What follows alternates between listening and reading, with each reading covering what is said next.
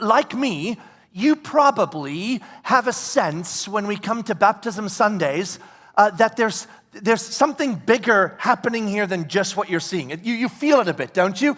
Like it's a big thing right here, this seemingly fairly ordinary act. We all feel it's bigger than what we're seeing. But I have come to understand more and more, and especially, frankly, in the last few weeks, that we have no idea how big of a thing we're part of. We have no idea how giant of a story is unfolding that we are included in and are part of as God is moving on this planet. And over these last few weeks, I have had some experiences that have just given me a greater clarity than ever and a greater stirring than ever to this incredible reality of what we're part of. So I want to take you on a little journey through my recent journey that I hope will encourage you in what it means that we are part of the church. So Brooke and I just got back from Australia early this week, and I got back from Australia. And by the way, when I was back this week, I was scrolling through our annual report that just came out this week, and I got to the baptisms, and 93 baptisms this last year, more than the year before, more than the year before that, and now we just got started, 2027. I can't wait till the end of this year, because I'm like, it's going to be like life everywhere. I mean, it's going to be awesome. So already I get back, and I'm like, oh my gosh, God's doing such awesome stuff. But we get back from Australia, because we were in Australia, because I had the opportunity to speak at a conference there that was the gathering of church planters from all of sort of Southeast Asia. So Indonesia, Philippines, Japan, Australia, New Zealand, kind of that whole part of the world that's on the other side. Pastors and their spouses came and gathered this once a year to be encouraged and to be stirred and to be reminded to persevere in the hard work they're doing. And being at this conference and engaging in the stories of some of these church planters and what they are doing in the areas they're planting was just mind-blowing again.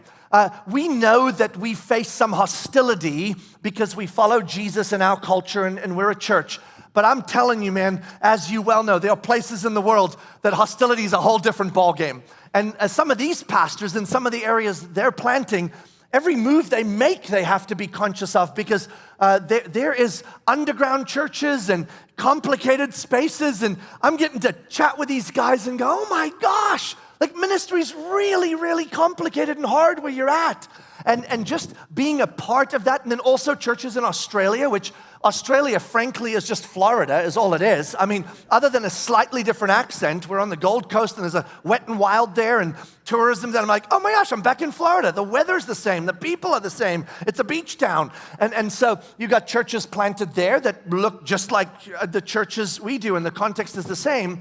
And I'm just watching all this unfold, and I'm like, God is doing a ton of stuff in a ton of places. That's so awesome.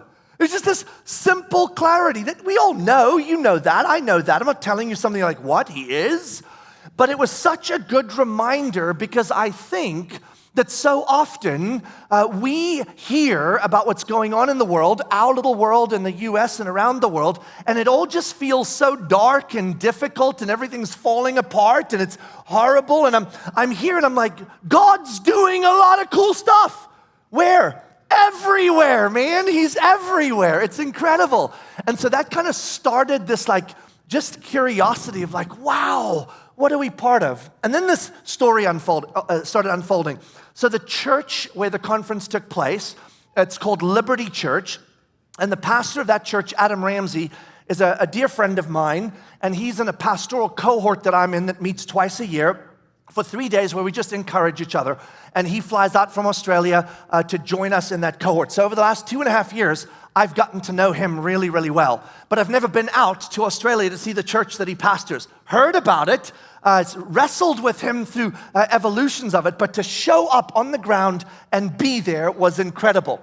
And it happened to be that the weekend after the conference, this last Sunday, they were celebrating their 11th anniversary. So we're 23 years old, they're 11 years old, and so they did what we often do here when we get to our special anniversaries. they were sharing in that gathering some stories of what God has been doing over the last 11 years in the story of that church. And part of those stories were actually on video, people in the church and how their story and God's story with them and for them connects to Liberty Church, and what a breath of fresh air, what a gift Liberty Church has been to them. So I'm watching these stories unfold, and over and over again as they play, I'm like, that's like at Mosaic. Like legit, it was this, I literally could cut and paste the story, bring it here, play it here, remove the Australian accent, and I'd be like, you all would be like, yep, that's us. I mean, the articulation in these stories of their theological grounding, the missional mindset, the gospel clarity, the communal experience, the breath of fresh air that Liberty Church is for them. And I'm like, it's happening here. Like right here, God's doing the same thing in Liberty Church as we're experiencing at Mosaic. And again, we know this stuff, but I'm like, I would attend this church in a second. You know, like I want to be here. And so actually one of the stories played, and I literally went to Adam afterwards and I'm like, can I get that video? And he's like, sure, why? And I'm like, because I'm playing it at Mosaic. Like I want the people to see that what people are experiencing here is the same as what we're experiencing there, and that God is at work in these two very similar churches doing very similar things, and both of us are participating in the grand and giant story that God is unfolding in His kingdom, and I want people to know that. On top of which, the story that I did get the video, you're about to watch it, the story that I got is also a couple that spent many years working on mission as missionaries from Australia to Guatemala to work among vulnerable children there. And I'm like, we work in Guatemala. Oh my goodness, we've been working in Guatemala for over a decade while he's been working in Guatemala, and we didn't even know each other, and he's from Australia and we're from America.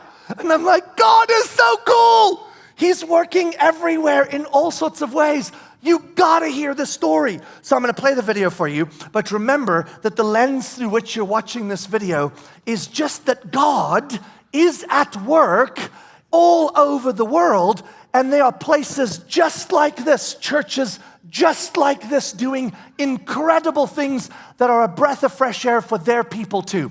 Because how often do we hear how devastating the landscape of the church is and how hypocritical everything is? And I'm like, guys, I promise you, it's not all like that. There's a lot of great churches with God doing a lot of great stuff. And here's just one of them. You should see this. Take a look at this story.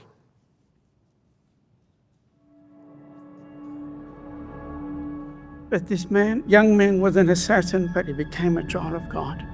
Only God can do that. From a firearm to a Bible, only God can change the lives of people, children. God is incredible.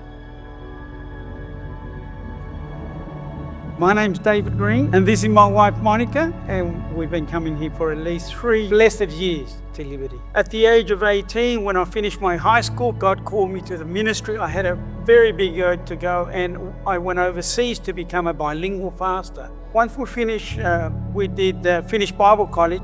We started working at local churches. We always believe local before you go global. So we worked in the ministry in the local churches. But then God gave us an incredible opportunity to work with the children's ministry in all of Latin America. We work with children in prison ministry. We work with children that were children's soldiers. We work with all types of children. But the main focus was that God can transform the life of broken children and make them new. You think that you go and give, but what these stories was telling me, I was learning to appreciate, to give thanks to God for what we have. You go to so many places where you see children that are suffering so much, or they're being used and abused by other people, example, the sicarios or the maras. They're people, children that will carry handguns, and children that will execute you, children that do terrible things. You see so much evil, but yet where there's so much darkness, light shines in such an impactful way. The gospel changes heart. I was working in Central America, in Guatemala, We're at a place called Lemonade, one of the worst places where you got over 10,000 maras. Maras are assassins. They teach the children at the age of 6 to kill and to become assassins. So we met this young man, and he came to see us, and that young man came in his hand with a firearm, and he said, "I've given my life to God." And for him to give me his firearm, it was because he was going to get killed soon. But he said, "What are you going to give me?" And we brought a Bible.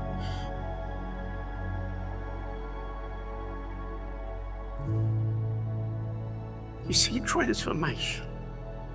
And the young man didn't know how to read, but he had Christ in his heart, and he had the Bible. That's all he wanted. He didn't live too much longer after that. But this young man was an assassin, but he became a child of God. Only God can do that. From a firearm to a Bible, only God can change the lives of people, children. God is incredible. We decided we were living in Sydney when we came back from the children's ministry, and then we said, no, we always wanted to come to the Gold Coast. First question we had, where are we going to meet with brothers and sisters? For us, that was the most important question that needed an answer. And we searched for a couple of months until God blessed us, and we found liberty. For us, it was a breath of fresh air. It just brought so much joy to us, because it was a Bible-believing church, and you would hear the gospel, but not only hear it, you would see people that were living the gospel. And for us, church was always family, because I have my family overseas. I mean, this is my family. What we need to remind ourselves as Christians, first of all, God has blessed us with an incredible country. He has blessed us with security. He has blessed us with so much. But yet now we have to not think about ourselves, but think, how can I bless others? That's the thing.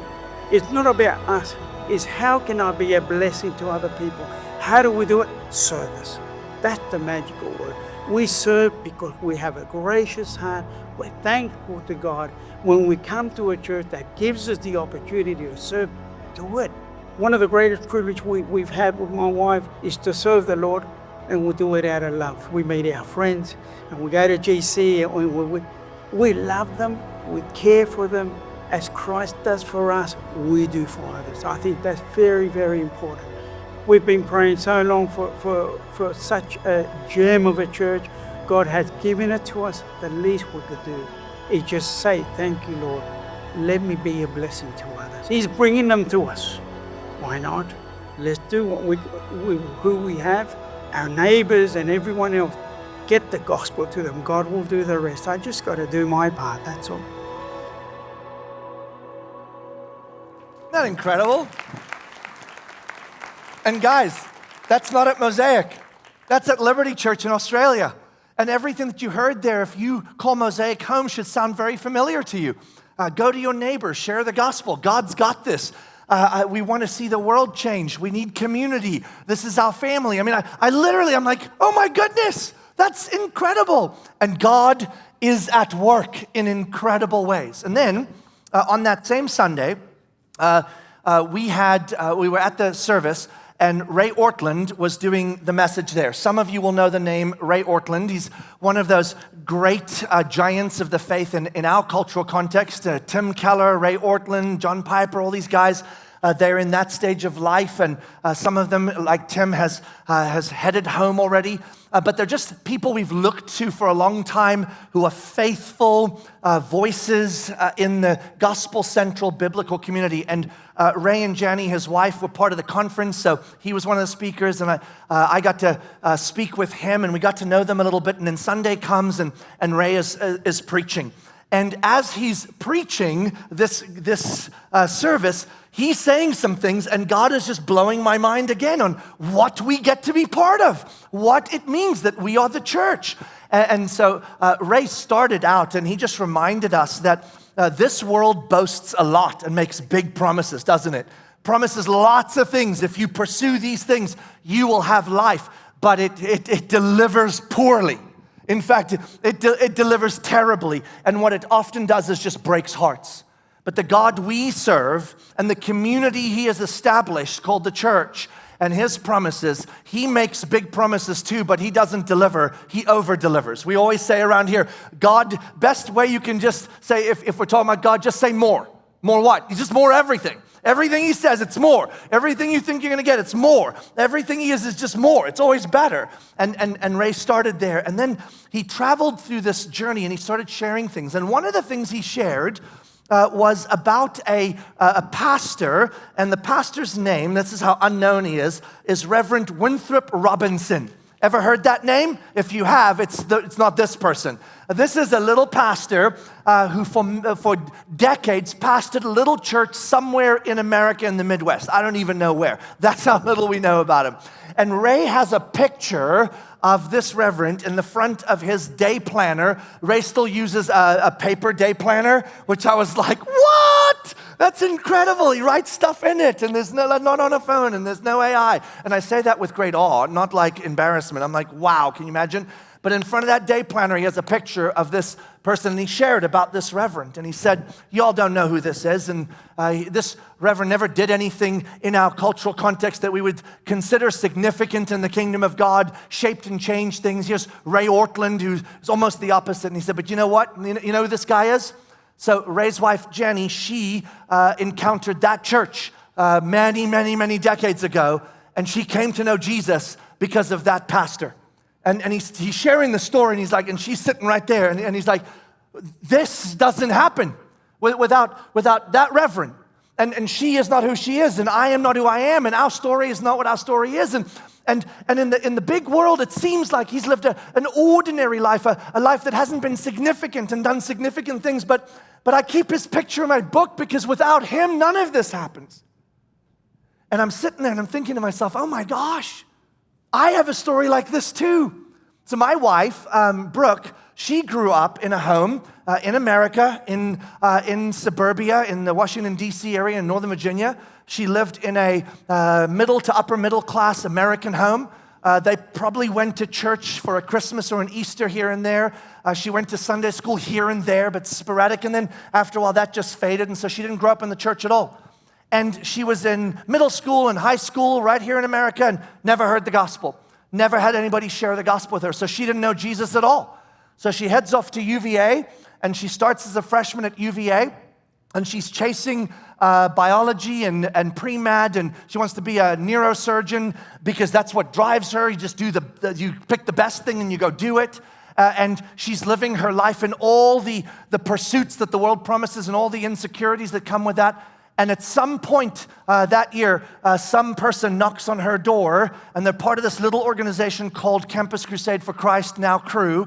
And they went to college campuses and trained people to just take this little brochure called The Four Spiritual Laws and just go share the gospel with people. Awkward, weird. I literally was always like, how effective could that be? That person knocked on my wife's door, and after a sequence of funny story for another time, they sat down together. And Carol Love is her name. I've never met her. I don't know her. She doesn't know Brooke's story since that time. That was decades ago. But she shared the gospel with Brooke, and Brooke gave her life to Jesus as a freshman in college. And that transformed her trajectory. And a number of things started changing. Among them was that she was involved in a long-term relationship with a guy that she was going to marry. Thank you, Jesus, that she came to know Jesus. I'm so sorry for that dude, but that ended up changing. And then after college, we met, and then we got married, and literally Hadley and Cullen and Cole and Hope don't exist but for Carol Love knocking on my wife's door. Isn't that wild? And then my 4 kiddos that we adopted, that story doesn't exist. None of this exists. All of this is gone. Everything that we will do, that my kids will do, it is tied to a woman who knocked on a door, who shared the gospel, and that was all that we knew and she knows. Isn't that wild? And then Ray Ortland sharing about his event like that, and I'm thinking about Carol Love, and then he shares about a book that he and Janie wrote called To the 10th Generation. They've written a number of books, but this was one of their more recent ones. And he shares about how that came about, that Janie was having a conversation with him about just what God is doing in the bigger picture. And they did some math, so they have 4 kids, and then the kids now have some kids. And so they did a basic set of math, and they said, where does this lead to in the 10th generation? Because the idea was, if you want to change the world, disciple your children. Disciple, like be people that live the gospel well in front of your children, because that goes somewhere. So they did the math, and the number was insane. At the 10th generation, it's 55,000 people. Yep, you just went, no way. Do the math. In fact, I did. I was like, oh, there's no way. Now, obviously, not every person gets married, not every person, but if you average it out and you just kind of do the math, and I did it not with 4 kids, I did it with 3. I'm like, couple has 3 kids. 3 kids get married, have 3 kids. 3 kids. So I asked ChatGPT, here's what I want you to do. Assume that my wife and I have 3 kids, and those 3 kids get married and have 3 kids each, and then those kids get married and have 3 kids each, and that goes on for 10 generations. Where are we at on the 10th generation? And ChatGPT went, and this is what ChatGPT said. That will equate to 59,049 people in the 10th generation. So then I'm like, wait a second. Does that include all the generations, or is that just the 10th generation? And ChatGPT said, no, just the 10th. And I'm like, okay, do the math. If you include everyone in the 10 generations except for the first couple, don't include Brooke and I, what do you have? And that is 88,572 people. That is not a small town, that's a little city. Can you imagine if somebody walked into a city of 80,000 people, preached the gospel, and all 80,000 people came to know Jesus and were discipled? We would be blown away. That's not a stadium, that's a city. And when you are part of a seemingly ordinary thing today, just pouring into this little next generation and thinking, I'm wasting my life as a stay-at-home parent, or I'm wasting my life doing this. You're not. You're literally probably bringing an entire city to come to know Jesus. What? So Ray is sharing this, and I'm like, oh my gosh. Like, we have 8 kids. Our village is like 700,000 in the 10th generation. Like, Carol Love. I want to find Carol Love and say, do you realize that when you knocked on my wife's door and you just did a little courageous thing and shared a little pamphlet and told someone about the gospel, that it is likely that hundreds of thousands of people will now have a legacy of the gospel because of you? Does she know that? Do you know that? Do you know what we're part of? Guys, we are not part of ordinary things. We are part of exceptionally giant things by doing teeny, tiny, seemingly ordinary stuff. And then, so that's part of it. So I've got Liberty Church, and I've got the Southeast Asia stuff, and God is at work, and I've got all this. And then it was also my turn. So Friday night, I was speaking at the conference. And when you're speaking at a conference with church planters from all over Southeast Asia, it's a little overwhelming. Like, what do you tell them, You want to say to them, I'm just going to sit, you all talk, because I want to know. But that was what I was called to do. So I'm like, God, what do you want me to say? And as God was stirring in me, I realized what God stirred in me was just the stuff that's developed here over the years doing life with you all.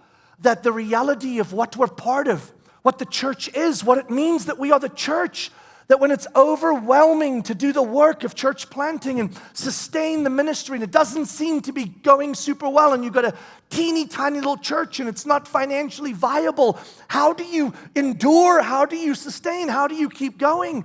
And God was like, tell them what the church is. Remind them of what they're part of. And so God had to remind me first. And I journeyed through the stuff we've all done. I'm going to say this stuff and you're going to be like, oh, he's repeating that again, because you know it. Right? What is this thing we're part of? The church. It starts in a conversation that Jesus has with the disciples. I know I'm shouting and going very fast, but I'm so excited. So I'm saying that because Brooke on the way home is going to be like, you shouted a lot today. I'm like, I know, I'm so sorry. So, the journey begins with a conversation, right? That Jesus has with the boys. Matthew 16, it's recorded. They're on in the area of Caesarea Philippi. And Jesus says to the guys, who do people say I am? And they say this and that, and then Jesus says, who do you say I am? And Peter says, you're the Christ, man, the Messiah. And Jesus says, yep, you got it, Pete. And then he says, I am building a thing. What does he say he's building? The church. Who's the church? We are. He's building the church, and he says, the gates of hell will not prevail against this thing called the church. This church is going to be a power that the gates of hell, darkness, and death will die at its movement. It will go away. We are going to join Jesus in his work to bring about the kingdom of God so that the new heaven and the new earth arrives, and we are part of that. And he's like, you're the church, man. And we know that here. We're like, we are the church. We shove the gates of hell backwards. So I tell the guys that, and then we travel and we arrive in Ephesians chapter 3, the next great moment of where what the church is. And what does Paul say in Ephesians 3? He says this mystery has been revealed of God. And the mystery isn't that Jesus is the Messiah. The mystery isn't that a Savior is coming. That was prophesied in the Old Testament. The mystery is that what God was up to was bigger than we thought. And he says, in fact, I'm going to read it to you just so that you're not like, what? Let me go there. Ephesians, listen to this. Here it is. It's after Corinthians. Okay. Ephesians chapter 3. In verse 8, Paul just said, this mystery has been revealed to me that I'm revealing to you. And then he says that the Gentiles are included in the story. So the idea was God would save the Jewish people. They would rule over the Gentile people, all the other nations, and there would be peace because of that. And Paul says, no. God did a bigger thing than that.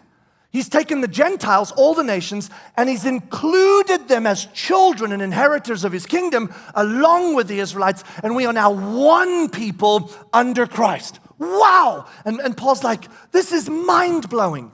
And we discover that this is the great mystery that reveals the power of God in the end times. Why? Because John goes up into heaven, and what does he say? When he's up there in Revelation, he turns around and he says, I saw a great multitude from where?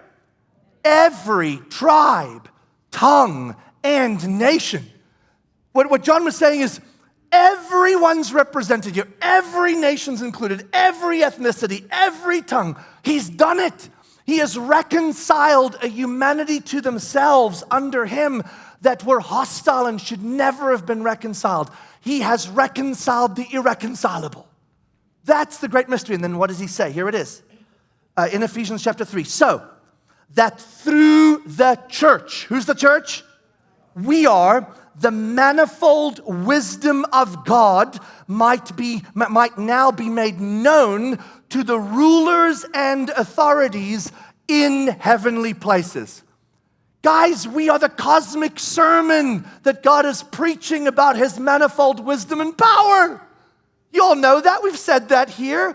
And I'm reminded of that as I'm sharing with these guys. We are the force that shoves the gates of hell backwards. We are the cosmic sermon to the universe of God's manifold wisdom and power by our unity with one another. That's why unity is such a big deal. And then we arrive where all of you are like, he's gonna repeat it again, Hebrews chapter 10. Yes, I am, because we arrive in Hebrews 10, and what does Hebrews 10 say? This is the community that forms and sustains the life of faith. That we are together. Remember Hebrews chapter 10? Since we have access to God and have such a great high priest in Jesus, let us hold fast, draw near to God, hold fast to the confession of our faith. Let us be stirred up toward love and good deeds and be encouraged by gathering regularly to sustain faith. Wow! We are part of a thing that does all of that. That's who we are, the church. Oh my goodness, who doesn't want to be part of that? Who doesn't want to be part of that story?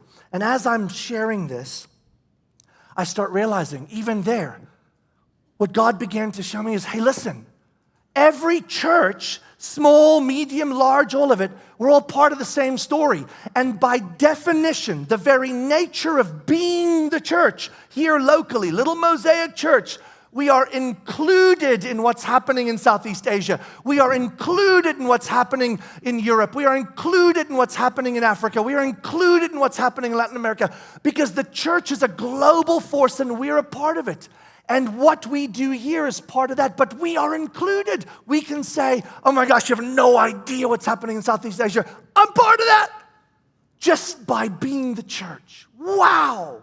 And then, as I'm doing that, another thing comes into play. So in December, I got to go to Oxford, and I took an intensive there for a week on evangelism, and I was with some of the great thinkers and leaders of evangelism in America, Europe, and Australia. And as they were sharing about what this next couple of years looks like, they were saying something is happening that's wild. You guys have heard this. I've shared this, right? That there is what they're calling a quiet revival happening, especially among Gen Z. The more I've thought about this, the more I'm so jealous of Gen Z right now. I so want to be a Gen Zer. I'm like, God, any chance you could just like make me real quick 20s again? But I want to fan into flame you all Gen Zers. This idea that Gen Z and Alpha generation behind them, that they're a horrid generation that's messing all up is a baloney, man. It's baloney. What we're seeing in them, what God has done in them is insane. It's so cool. He has birthed into them a desire for justice and rightness and equality before they even knew Jesus. And now he's stirring a thing where a bunch of them are coming to know Jesus and we don't even know why. We're not even telling them about Jesus and they're coming. It's wild. And then I realized, y'all know, like, there is a plan right now, not a hypothetical plan, that by the mid-30s, 2033, 34, the Bible will have been translated into every known human language, at least portions of the Bible. That's a real thing. I'm not telling you it's hypothetical. It's a plan. It's happening. It's going to happen. And between the large organizations like Campus Crusade and others, there is a plan that there will be a gospel presence with every known people group by the 2030s. You see what's happening in the world? Oh my goodness. There is a movement like we've not seen in 2,000 years that God is doing a thing. You know where the fastest growing church today is? Iran. Iran. Over 1 million followers of Jesus inside Iran. Are you kidding me? That name even stirs stuff, doesn't it? Do you know that the church in China is bigger than the church in America now? There's more followers of Jesus in China than in America.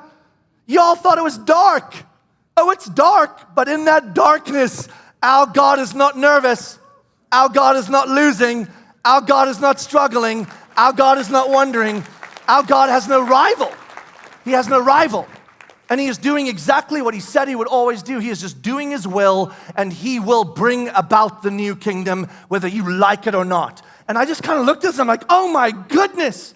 We're all nervous because we're watching the news and we think the world has gone off the deep end, and it has, but that does not mean God is nervous, and it does not mean God is not working, not like a little bit, profoundly and greatly. It is likely, it is definitive that we will see one of the greatest global revivals over the next 10 years. You guys live in a time that you're part of the church that is in a season that will probably see a great global revival at a minimum. But I'm telling you, I told you this last time, I'm not a prophet. I'm not saying this is a thing. I'm just saying, I'm looking at this thing. I think God's closing the story out. I mean, he's got his word in all the languages. He's going to be gospel presence in all the people groups. He's got a generation. He's prepped to be more fiery than ever before. And they're all coming to know Jesus. And he's got a global church in which he's working. I mean, I'm looking at 2030s, 2040s, and I'm like, I think he's coming, man. The new heaven and earth. And maybe not.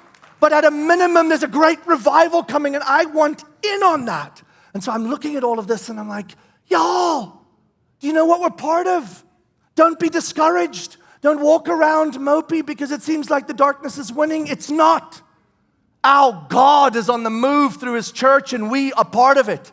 And we have our little corner of the world to do our little part, and it's awesome. And then I come back here this week, and there's a couple in our church that have been here quite some time, dear friends of ours, and Howard and Jamie Shu, they are stirred by the one more idea and sharing the gospel with their friends. So they do all these different things in their home. They host these parties, and she is Chinese in her background, so it's the Chinese New Year. So this week, they're celebrating Chinese New Year, and she invites Brooke and I to their house to celebrate Chinese New Year last night.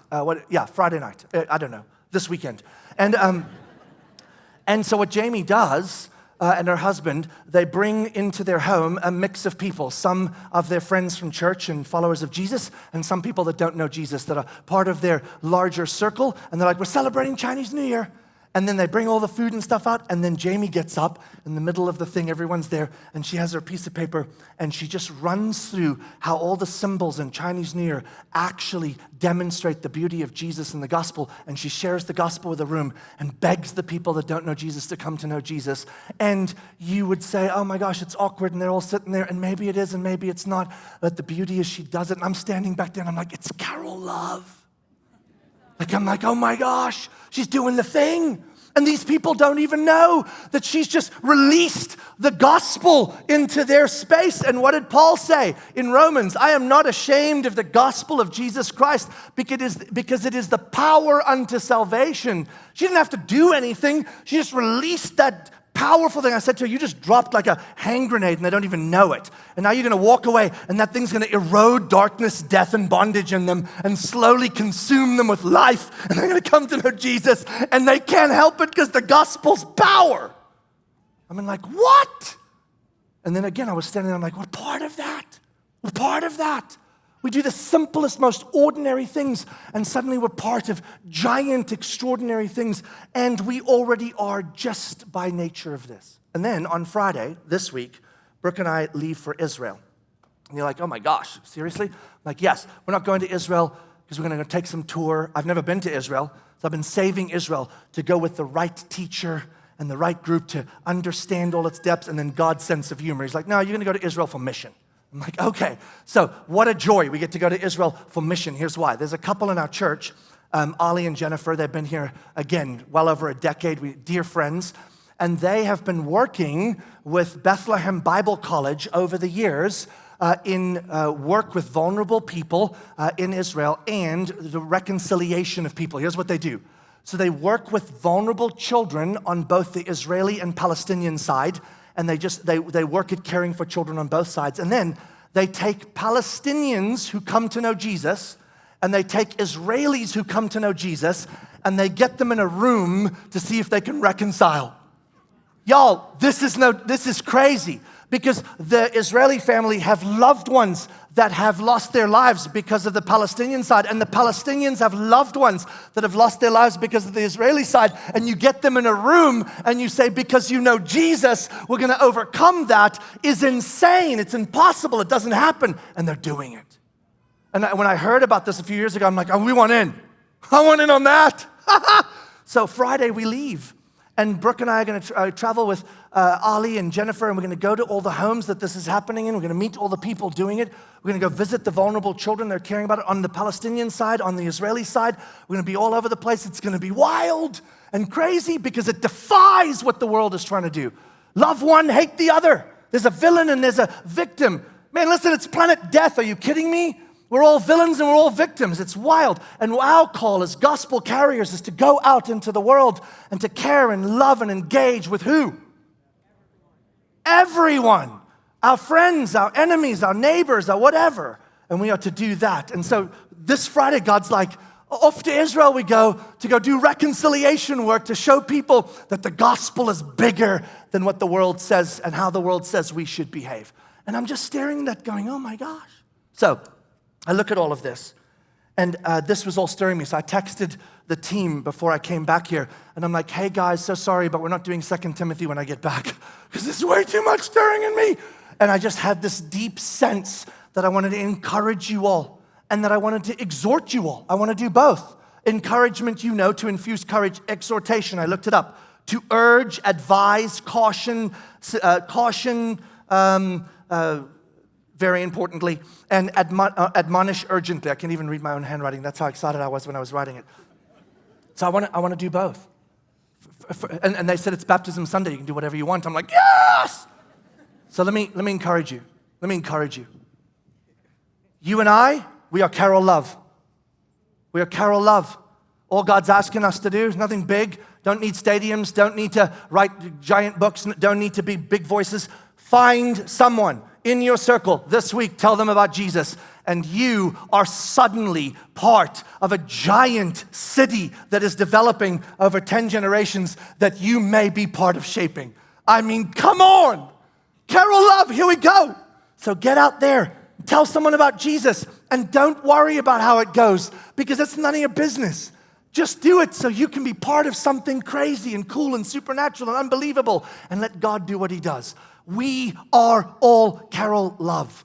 And I want to encourage you that you and I, by being part of the community of the church, if this church, or if you're just visiting and you're part of another church, if you are part of a church and you call that church home and you're not just an attender, you are part of community there and investing yourself in the journey of community, then let me encourage you. Did you know that you were part of insanely cool things all around the world right now? Did you know that? Did you wake up this morning and say, just so you know, I am part of gang members and assassins in Guatemala coming to know Jesus and exchanging their gun for a Bible? And did you know, did you say this to yourself? Did you know I'm part of an unfolding story in the Gold Coast in Australia where churches are being planted out of this really healthy church? And did you know that you're part of work in Southeast Asia and Japan with the church quietly moving? Did you know that you're part of the largest growing church in the world in Iran? We don't even work there as a church, but we are part of the global church, so we're part of that. Did you know that you are part of what happened in Jamie's home this Friday night? Did you know that? Did you know that this weekend while you were doing your thing, you were included in somebody sharing the gospel in their home? Did you know that? Because you were. Isn't that awesome? And there's things, that's just the stuff I know from this week. We're included in so many things. And I want you to wake up in the morning and say, I'm part of the church.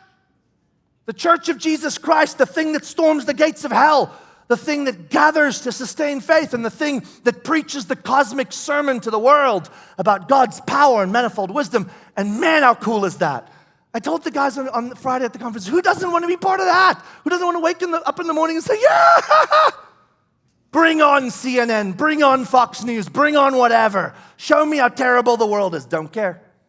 I'm part of the church. And I'm going to bring life and light and freedom into that dead world until the new heaven and earth shows up. And we are part of that. You are part of that. That's my encouragement to you. Here's my exhortation to you. Because we're part of that, we're called. We're called to intentionally engage in being part of that. And because we know what the church is, here's what I want to encourage you in. The first thing we know is that the church is a place where we gather so that we can sustain holding fast to the confession of our faith, be stirred up toward love and good deeds, and everything else I'm talking about is born out of that. So let me exhort you. Do not neglect gathering in community every week regularly. Join a community group. Come on Sundays. Be part of a serve team. Do what you can, not because you have to, but because if you and I abandon the gathering with the saints regularly, then our faith will shake, our stirring will not happen, we will buy into the promises of the world, and quietly we will forget who we are and why we live. And I don't want that for you. I don't want that for me. So first, let me exhort you. Do not let the busyness of life, the important sports teams, the work you have, the rest you need to quietly chill, abandon community. Make this the highest priority in your life, a version of biblical community. I don't care if it's here or somewhere else, but do not buy into the lie that the life you have, you need to fit biblical community in somewhere. This is the foundation of how you and I will sustain faith and therefore be stirred up toward love and good deeds and then participate in any of this. Second, let me exhort you on this.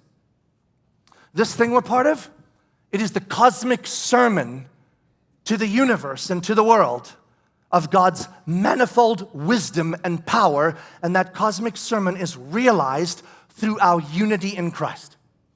We live in a world, don't we? And America's stirring again, isn't she? We're kind of tasting a bit of 2020, 2021 again, aren't we? I mean, it's almost kind of crazy to watch, isn't it? Just like in 2020, 2021, we've got all those stirrings now. Is it law enforcement or is it the other team? And which one are you part of? Is it immigrants or is it justice? Are these the bad guys or those the bad guys? Is the complication here or is the complication there? I mean, come on, it's happening right in front of us. And you all, even as I'm saying this, you all are getting nervous. You're like, where's he going to go with this? But yeah, it's already there. And then we've got all the stuff going on in America that's forcing us once again to start getting stirred up toward things. And should we get stirred up toward the things to make things right and good and just? Yes. But the tricky part, isn't it, is that there is complications on all sides and injustice on all parts. And so now you bump into each other. And some of us have a little bit of a shade of red, and some of us have a little bit of a shade of blue, and you're like, oh, is it true? Are they all here? And I'm like, yes, they are. Great, I love that. And when we start that little journey where we're in a community group and we share our viewpoint of something, and immediately the rest of us start going, oh, I'm guessing you're shading that color, and oh, because you're grieving for that group of people, you must villainize the other, and oh, you've got this all wrong, and we start getting all those feelings. Guys, we got to stop, man. We worked too hard in 21 and 22 to get past this.